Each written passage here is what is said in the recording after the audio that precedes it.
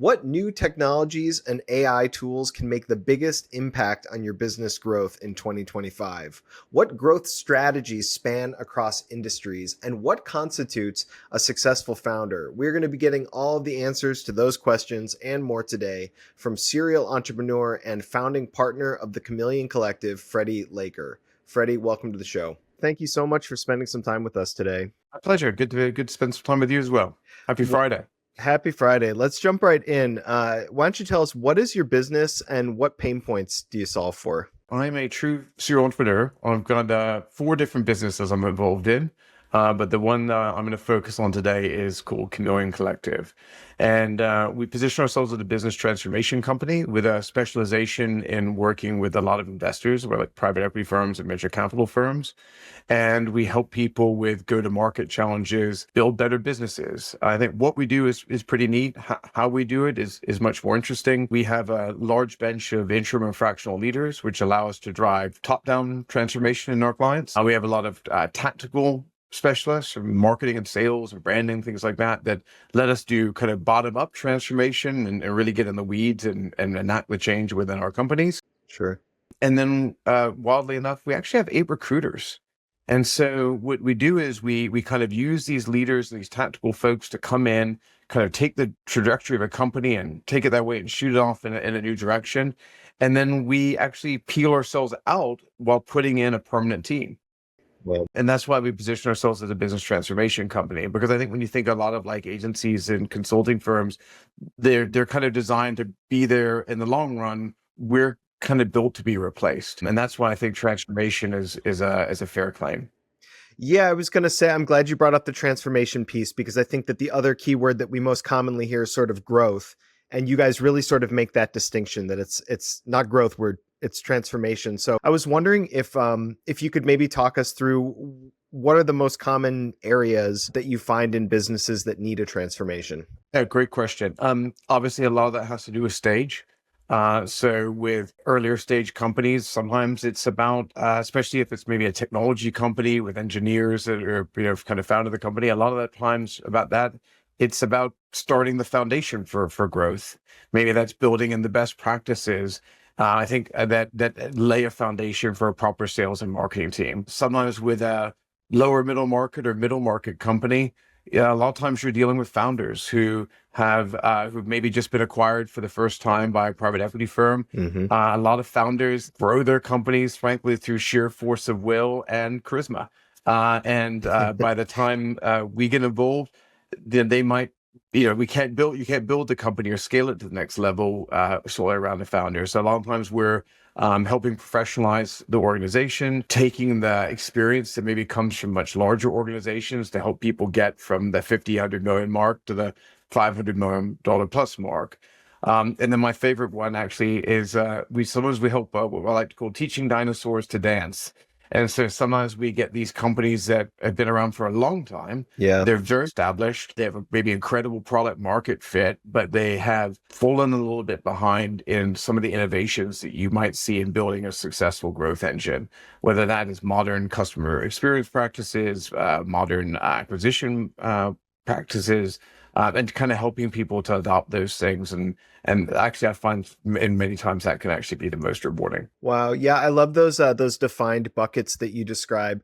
I think that the what you talk about with a founder sort of like growing something on sheer will and charisma is really a common story right now, I think, especially as more founders become sort of public facing. Are there any sort of areas that you see a lot of times in those scenarios where it's like a founder has sort of like bootstrapped a company up, but then what's like a really common process that needs to get ironed out sort of once you guys get involved? That's a great question. I think, look, I want to be clear before I answer this. I consider myself kind of an entrepreneur's entrepreneur, or a serial masochist would be another way of phrasing it. But so I'm an enormous amount of respect for entrepreneurs in general. And I think there's a lot of different types of entrepreneurs and founders that are out there. So some of the things that we see a lot, one is, people kind of just, which I think could be a little challenging, where they've kind of, maybe they sold or they got an investor involved, or they're trying to get to the next stage because they've actually reached the limit of either their capability or their I guess capability and knowledge levels kind of intertwined, but they need some help.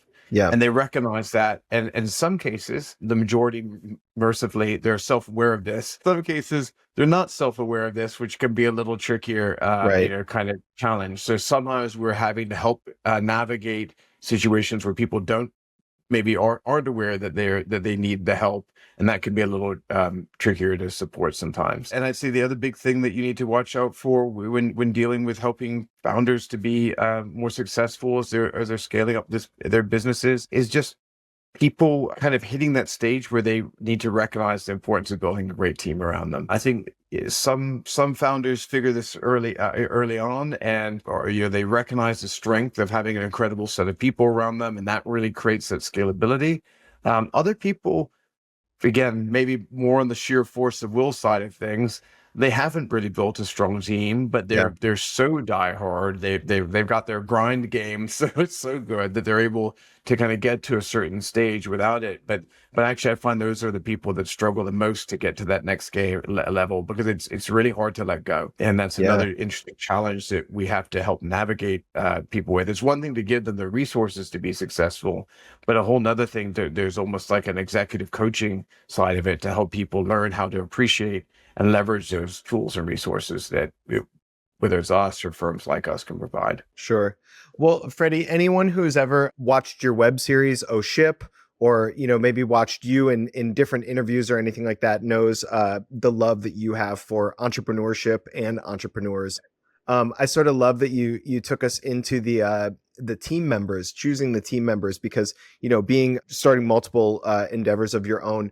What are some qualities that you look for in founding team members? Are there any characteristics that might surprise us? I think I hire differently from other people. I think a lot of people, they want to say, I want to surround myself with the brightest and best people. By what I'm about to say, I'm not implying by any standards that the people that I've surrounded myself aren't the brightest and the Right. best.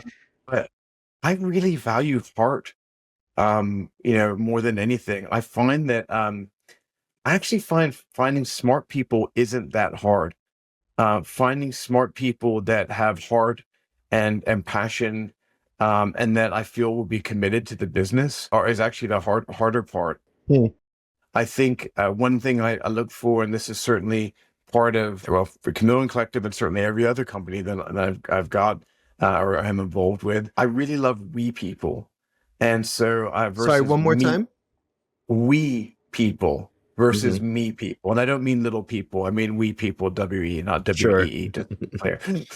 We people, I mean people with the right mindset. And I think one of the things you can find, especially with really, really smart people and successful folks, if they've never landed on their face at least once, they can have a overconfidence that they think that they can do everything in the world by themselves. And I think very Sure. frequently they tend to be me people. And so I kind of like people that have landed on their face at least once. I tend to Yeah. trust them more.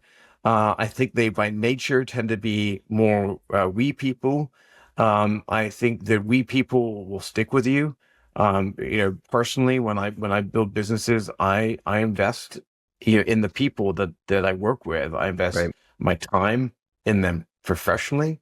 I invest my time in them personally. I get emotionally connected to the leadership teams. I don't think I've ever had a team that I've ever built where everyone did end up being a great friend of mine in the long run. Hmm. And but I want to know that's reciprocated. And I think that's just something I'm always willing to give someone else my all if I can sense that they're going to reciprocate that. And that's really important to me. And that's made for some really incredible teams over the years, founding teams. Is this just a sense that you get in your gut when you talk to somebody, or like how do you sort of quantify that heart when you're interviewing them? There is a certain intuition, but I wouldn't, you could claim it's an intuition, but at the end of the day, I think there's some BS to that when you really think about it. And when I say that is it really intuition if I can say it's an accumulated set of experiences over many, many years, Sure. which is crazy because I'm only 24 years old, that, where I'm kind of, I can read the body language. I can read what people say. I can see how people talk about prior relationships they've had. I can see body language when people are being truthful or not being truthful, and I try and have a really good read on people. My weakness, for the record, is I think that I've been told by some of my good friends and colleagues that I can be too optimistic sometimes. So sometimes I might miss some people. They're like, Freddie, I'm not sure they're being totally honest with you, but luckily I've got a good round of people around me that will be a second set of eyes. And that's actually a good way of thinking about this. If you've already surrounded yourself with we people and you're good at that, well, have your we people suss out the any new people to kind of join that tribe. You'll make, I think if you get through enough rounds of interviews, you'll make sure that they don't make it through. I don't always get it right, but I get it right most of the time on this one now. Sure. Freddie, for somebody who, has, founded so many endeavors yourself and also works with so many founders through the work that you do, specifically with Chameleon Collective, in your opinion, what constitutes a successful founder? I think selling a bunch of businesses, just making that the only metric of a successful founder, I think is a cop out and a little too easy. I think if you are, and I want to be very clear, we said successful founder, not successful entrepreneur. Yep. And not successful business owner, because I think you could say, if you're just made it as simple as business owner, say, sure, you've made some money, you flipped it. I think a successful founder is able to create a legacy that lives beyond them. And so, if you can go out there and build a great successful business, which I think is table stakes, and then you can do that in a way where you can establish a culture that is bigger than you, is more than you. And if you are really, really good at this, if you leave the company, it's still an amazing company. If you've built the whole business where, and I've seen founders, for the record, who take pride in this. They think that it's so cool that, if they left, the company would fall apart. They think that's somehow a good thing. Right. They want to feel indispensable or something. I don't know. It's some mommy issues or something they need to scratch, whatever it is. But sure. But I think a really great founder, it builds something that they can walk away from. Is there a characteristic, an approach, a sensibility that you see consistent throughout successful founders? Yeah. I mean, again, everyone's definition of founders is slightly different, or successful founders. So again, mine are some of the things I just mentioned a second ago, and Sure. maybe you'll notice some common themes in how I look at the world at this point. But I would say people that, I use this expression sometimes, I call it James Bond cool. And James Bond cool to me is like someone like, they know they're a badass, but like they don't need to say it. They're humble. You know what I mean? Like a real badass never has to tell anyone else they're a badass. Does that make sense? Yeah.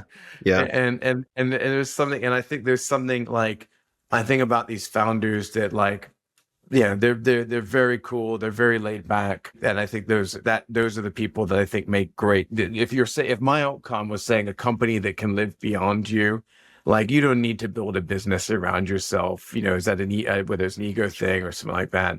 I think you can have the quiet confidence to say, I built something, I walked away from it, and I know what I built, and I don't need the company to be my validation, basically. I love that you brought up the cultural piece. I was wondering here, how do you balance the need for rapid scaling while maintaining quality and company culture? Very tricky. It's very tricky. When you're trying to build a company very, very fast, you've got these kind of levers, and you could argue it's almost like some kind of balance. And one thing obviously has an immediate impact on the other. Right. The rapid growth can have a really negative impact on culture. I've experienced this in a couple of different ways throughout my career. The biggest extreme of this was I sold my second business, Chameleon, to a company called Sapient, which is a fantastic kind of global digital agency, now Sapient Publicis, I believe. At one point, we were hiring 600 people a quarter, and it was just mind-boggling, right? And so they may have accelerated beyond that at some point, but that was at least in my time there. And I think it's extremely hard to kind of maintain your culture when you're kind of injecting that much new, material or mass into the mix, right? And I think And I would argue that maybe that wasn't something I would have done, but it's hard. It's one of the tricky things when you're a publicly traded company, by the way, and Wall Street's yelling at you. Right. And I think, that's one of the things I always warn people when they talk about going public and things like that, that it's like you're beholden to a group of people that don't care one rat's ass about your culture, frankly. So is that part of the nature of it then? Is it an ebb and a flow to the rapid growth and then the sort of quality and cultural piece to it? Maybe here's another way to think about it. What culture means to you and culture means to me and Mhm. culture means to maybe another one of the people that might be listening to this right now are probably very different things. Mhm. So, in I use Chameleon Collective as a reference. I think in the very beginning of Chameleon Collective, a lot of the culture was this kind of like we all really knew each other in the beginning when we were much smaller. Very common, by the way. And Sure. a lot of companies are formed. It's all, as it starts off with the friends group. Their culture was like about this kind of family, vibe and how close we all were. As we've scaled, we've been on the Inc. 5000 of fastest growing companies in the US for the last 4 consecutive years. We've gone through a lot of growth. And we needed to redefine our culture while still finding something that felt really good for us. And so we realigned it around people that are super high performing people that want to collaborate and work in a collective environment for mutual success. And so there was a sense of we people where you can Mhm. feel that we-ness coming through. But it was also kind of saying, look, we don't all have to be best friends. We just have to have each other's best interests. Sure. And so there's a way of, kind of evolving it. But going back to my original point is, I also know some people that have said, look, my version of cultural happiness is like, I never want it to not be like family. So if you truly believe that, you shouldn't scale your company over 50 people. And even that might even be pushing the limits of it. And that's okay. There's Yeah. nothing wrong with it. And I think the problem is that the media and classic definitions of success and things like that make founders and business leaders believe that if they don't somehow get to 500 people or whatever, that they have failed in some way. And if culture is like your number one priority, then be happy. Like don't feel the pressure for that. And I admire people that have chosen to keep a business at a certain size because they keeping, trying to keep themselves happy.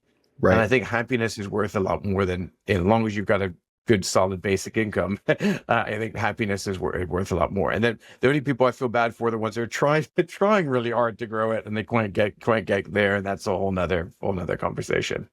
Of course. What do you believe are the most critical factors for sustainable business growth? Is there something? I know that you've got a lot of experience in different industries as well. Do you feel like there are critical factors that sort of bridge even industries? This may seem overly pedantic, but I think people get caught up on all different sides of what makes a successful business, all the different departments, the culture, the operational scaling, all of that kind of stuff. But as a person who does a lot of go-to-market activities and has seen all the different things that will break a business to pieces, as long as the money's flowing, everything else can be rectified. But the second that people kind of, lose their focus on keeping consistent revenue, if you can't, at the end of the day, it is a business. And at the end of the day, if you can't afford to fix your problems, if you don't have the revenue to invest in the things that, make the changes that you need to be successful, then none of it matters. And so I just can't stress enough that every business owner, like, you've got to keep your eye on the prize with making money. And I think people get distracted sometimes and then their revenue dips and it doesn't matter what they ideologically believed was going to be the future of the company. If the cash isn't there, it doesn't matter. How do you adapt growth strategies across different industries, and what universal principles have you found in doing this? This is interesting for me anyway, hopefully for the audience as well. But sometimes I think when you look at across the different industries, and I know, look, I've worked in everything from facial biometrics to selling baby strollers, Bugaboo, the luxury baby stroller brand, to Unilever to Coca-Cola to enterprise software. Yeah. And even some weird manufacturing businesses. So I got a pretty broad purview. I think there is a concept I find that I take from company to company, and that is nail the basics, and you can imagine a period after each of these three things. So one of the biggest mistakes I see people make when it comes to growing companies, especially if they love innovation and things like that, like I do. So I can be very guilty of getting, squirrel and getting distracted a little bit sometimes. But Mm-hmm. I think you can start reading about all these new technologies and new innovations and new ways that you should be trying to reach your customer. But a lot of people just aren't very good at nailing the basics. And so people should really focus in on operational excellence, even if that operational excellence is in go-to-market activities Mm-hmm. and growth, before they start spreading themselves thin and trying to add more and more and more things in that they need to try and do to somehow grow the business. I think most people kind of get the potential of one tactic to like 40%, and then they kind of get distracted and start adding more of them in. And actually, the more tactics you add in to grow your business, the more operational overhead you have, Right. the more management time it takes, the more strategy it takes, the more investment it takes, the more potential labor force it takes to run all these things, because you might need to bring in potentially more experts to handle them all.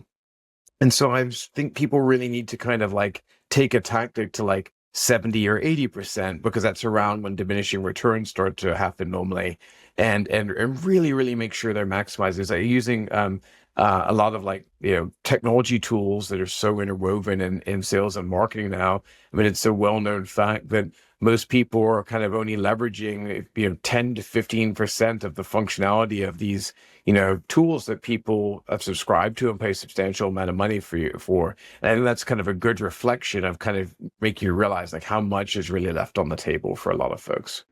Absolutely. And I feel like the sense that I have from you is that you are someone who seems really passionate about innovation and new technologies. I've heard you talk a lot about this. I would even say that some of those episodes of Oh Ship that you do, you just like talking about this stuff and I, learning I, get- about I it, you get a know? little geeked out on this stuff, that's for sure. So for somebody who's sort of so focused on it, this year, new technologies, new AI tools, use cases, what do you see making the biggest impact in business growth this year? Yeah, it's on everyone's lips, but I think I have to double triple down on agentic AI. So I think for listeners who may not be familiar, if you think about the ChatGPT and Gemini and other tools that you may have used, very much working in this kind of prompt-based mindset. You type something in, you ask it something, you get a response, and can do some pretty incredible things. Yeah. Where Agentic is moving to is, instead of it being prompt-based, it's kind of always on, and you can give it specific tasks, and it can be thinking about those tasks just like a worker could, day in and day out. The one level up above that is this concept called agentic teams, which is basically series of agents that are working together, each doing a specialized role, and then potentially feeding each other what the missing component is, so they can do much, much more complex tasks by doing all these things together. We're already working with some of these for some very proprietary things we built for some of our companies. I was just having a chat with this right before this call with a CEO, and we were discussing about one of the things that we're doing that I can't discuss in detail, but that basically we were doing a process against a company that we could do about 10,000 companies every 2 or 3 days. And we were saying that, like, with our entire company right now, we couldn't do 10,000 companies in 1 year if our lives depended on it. Yeah. And the quality is, as good or better than what I think humans could do. And that's pretty profound stuff. And so I think that people are going to need to get serious about this. And what's happening now is a lot of these technologies, they've made them pretty accessible. Mm-hmm. But and I think that you especially look at like the prompt-based chat type AI tools that most of us are familiar with, like those are super, super accessible, and that's wonderful. I think people need to get familiar with it. This next stuff is not quite as accessible, Mm. and that is also a good thing for the people that want to adopt it.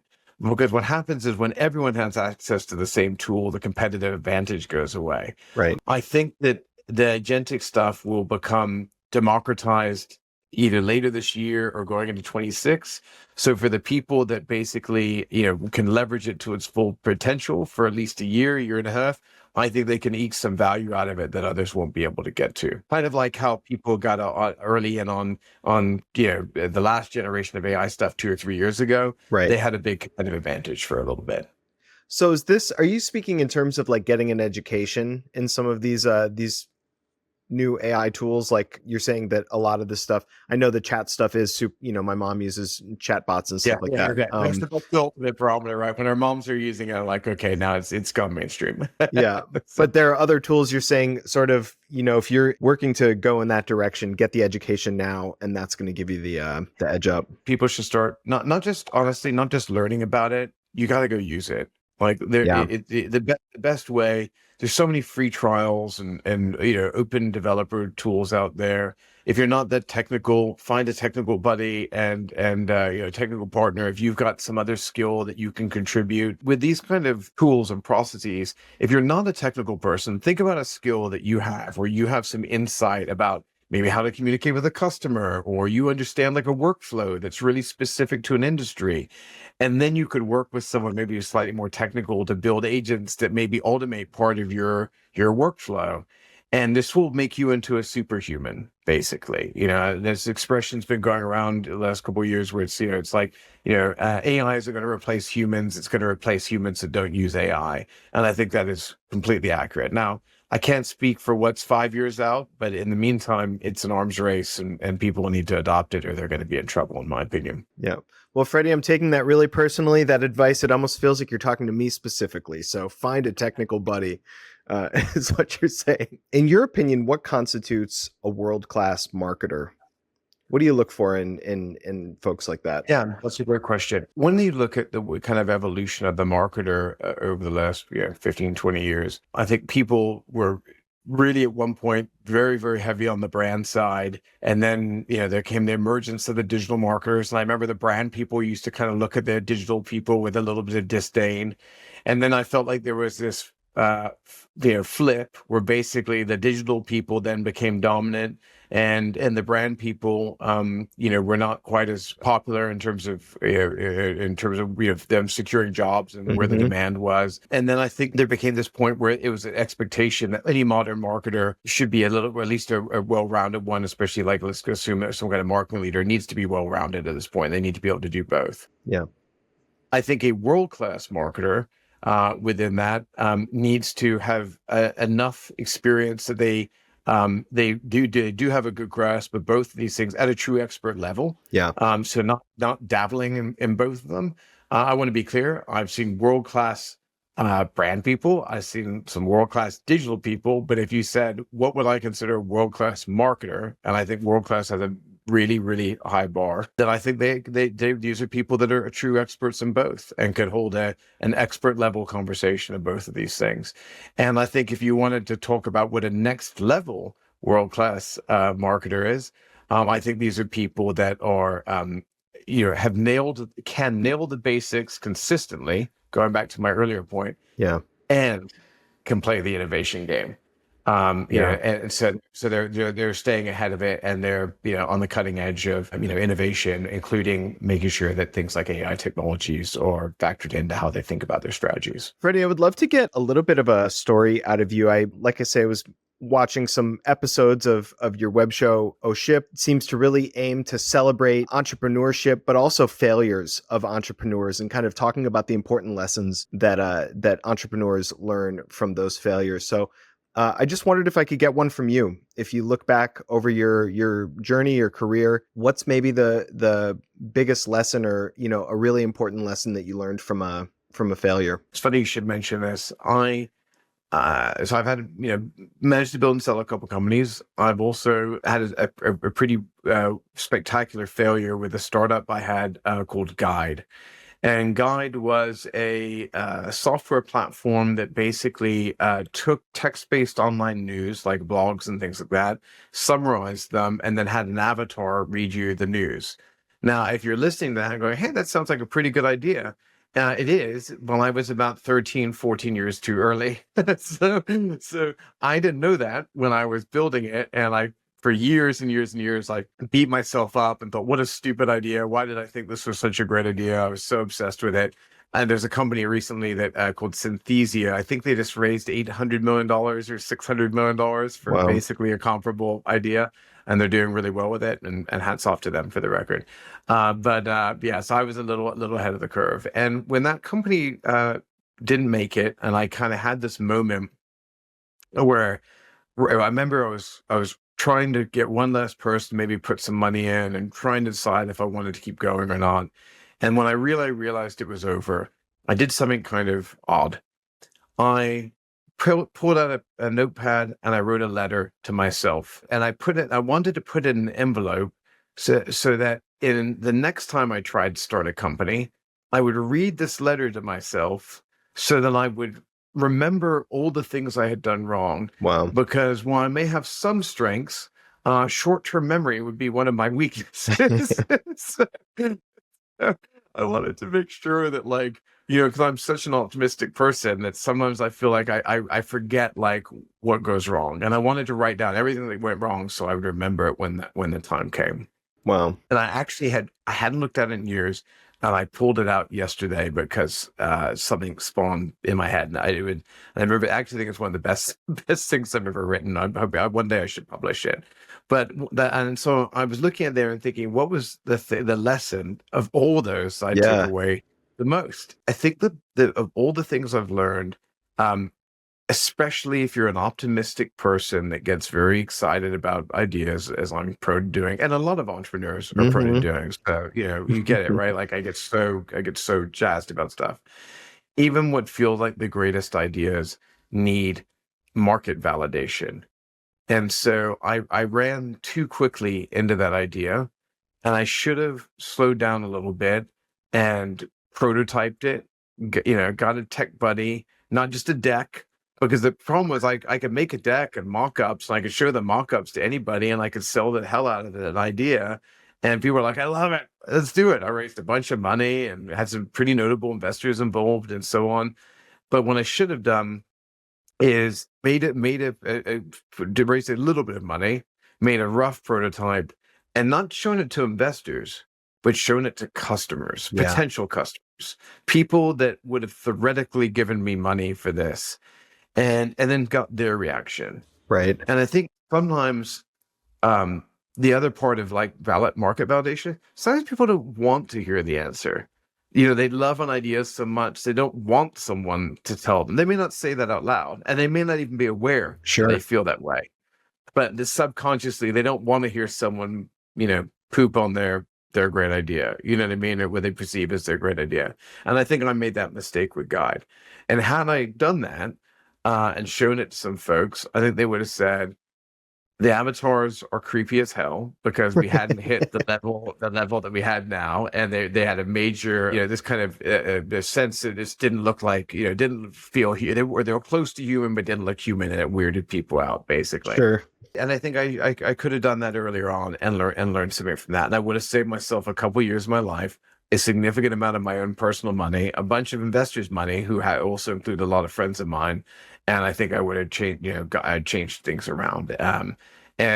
So I think it's really easy to, raise money on what I affectionately now refer to as a smile on a PowerPoint. But like, I think it's much, much better to get like a lot less money and like sanity check it for everyone's benefit. It sometimes sucks to go slow when you're so jazzed about something, but I think that sometimes this is maybe one of the things that's coming along with age for me, because I never like to do anything slow.